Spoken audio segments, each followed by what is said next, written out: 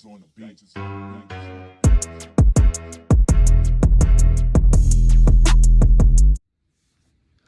What's up, YouTube? It's your girl Lorinda, and I am back with another video. Today we're gonna talk about what is going on. I got some bad news, but I'm gonna keep pushing. We're not gonna give up. I don't want y'all to make this mistake, so before we get started, please like, subscribe, comment, share my channel, and hit the notification bell so you can know when we are about to drop another video. Let's jump right into it. Okay, so y'all who've been following me know that I have done everything, the entire process, as far as the LLC, the EIN, get the truck, I paid cash for the truck, and everything. I want to tell you all this. If you are going with a private owner, you know how people say, take the truck, drive the truck around for a little bit, have a mechanic go with you. Okay. I took the truck, I drove the truck home 10 hours and didn't have an issue. If you buy your truck from a private owner and you drive, mind you, I went to Michigan to get my truck. So if you get a truck from a private owner, what you need to do is find some time to stay there, maybe overnight. Get you a hotel room and find a shop. Find a shop that fix the trucks. They can do a safety inspection. So, of course, we didn't do that. I went and took the truck to get the safety inspection because the last things that I needed here was to get my plates was a safety inspection. Because in Missouri, you need to have like a safety inspection and emissions and personal property taxes and all this stuff here. Everywhere not the same though. But in Missouri, if you need that safety inspection, you need to make sure you get that ASAP. See, I tripped because we drove the truck home and we have no issues with it. Just look good, sound good, brake good, all of that. Before I actually took the truck to the shop, I don't know if y'all remember me telling y'all I was waiting on the inspection man to actually come here and do it. He came to the house, did the inspection, gave me an inspection paper, saw that the title was an out-of-town title, passed the truck. I took the information to the DMV, and she said, wait a minute, I'll be right back. She was like, no, ma'am, we cannot take this. This is an out-of-town title, and wherever you got this from, she'll be able to just do it for you. Paid the man $60, actually gave him a tip. You know what? My husband contacted him, he said, oh, yeah, I do need that other inspection because it's an out-of-town title. Yeah, I think he gave us the money back? No, he did not give us the money back. In fact, he told us to have them people call him like we was in preschool or in high school getting a phone call from the principal's office. No, sir, this is DOT. We not playing no games. Ain't nobody about to call you. Took that as a loss. Then I took the truck to the shop. Mind you, inspections only cost $12. I didn't know that. I'm like, oh, it's a box truck. They probably do cost $50. Huh? They cost $12. I gave that man $60. I was like, what? DOT inspections cost $150 here. I'm not sure how much they cost everywhere else. But for a safety inspection, he charged me $50.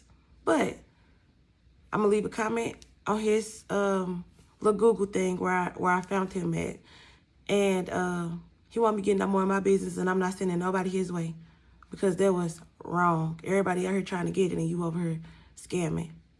Took it to get the inspection where they actually lifted the truck up, went up under it and everything. They said that one of the brakes was cracked. It was oil leaking on the brake pads from somewhere. It's a transmission communication error, that's reading it. So I'm instantly like freaking out because I'm like, wait a minute. We already paid the deposit for this truck. So we need to be moving because this insurance is due on, what's today, May? June the 20th. So we need to get this going.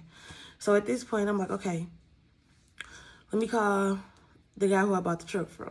I called him, talked to him. He was like, you know what, just let me know how much it is and, we'll talk. So the good thing is out of all of this, the positive thing is, you know, the guy that I did buy the truck from, we communicate often. I did meet him in the box truck group. So it's somebody that we communicate with often. So it's not like he's running from the problem or anything. Like, he is willing to help. So that's the great thing. The bad thing is, I'm not sure if I want to rent a truck, you know, just to probably do a run on the weekend, like go to Arkansas or Chicago or something to come right back home. But I do know insurance due June the 20th. I don't care if I have a job. Like, this is the business. So if I have to incorporate it in there, I will. But I'm trusting the process, and I know that it's going to be good, and I am going to be able to just go get the plates soon. But, yeah, if you buy a truck from a private owner and you go out of town and get your truck, stay as long as you can to make sure that truck is don't leave unless you can get a safety inspection if you need one. Mind you, I could have got some plates and just been out here, you know, but I'm trying to do everything the right way. I don't want to be stranded. Mind you, I have air brakes. I don't want to crash into nobody and the brakes don't work, any of that. So make sure you do that. Like, take your time and actually make sure this is correct. Like, make sure everything is right. Just get the safety inspection. Even if you don't need one, get one. Just to know that you are good. So I talked to my husband. I reached out to my daddy because he like drives semis and everything. So he said the things aren't minor fixes just by what I was telling him, but I'm gonna just show him the paperwork or whatever. But he said we can get it done, so don't worry about it. So that's another positive. Like, it can get done. It can be rolling by June the 20th. But right now, we just sitting. I almost want to go rent a box truck. But again, everybody knowing box trucks here, so I done called a few places and they don't even have any. I called Ryder, that was like $650 a week, and that's not an option.